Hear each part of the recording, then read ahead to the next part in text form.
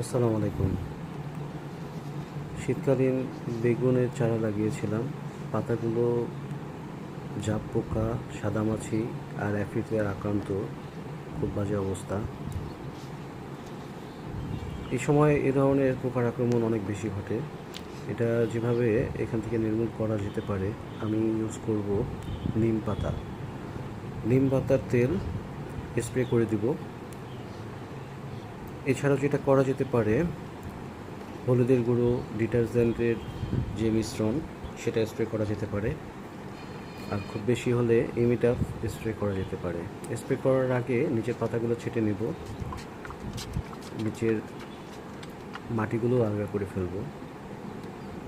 এভাবে যদি আমরা 7 দিন অন্তর অন্তর করতে পারি, তাহলে এই সকল পোকা থেকে রক্ষা করা সম্ভব হবে গাছগুলো। এটা গত বছর লাগিয়েছিলাম বেগুন গাছ, বেশ ফলন দিয়েছিল। এবছরও কয়েকটি বেগুন ধরেছে। এই গাছেও স্প্রে করে দিচ্ছি।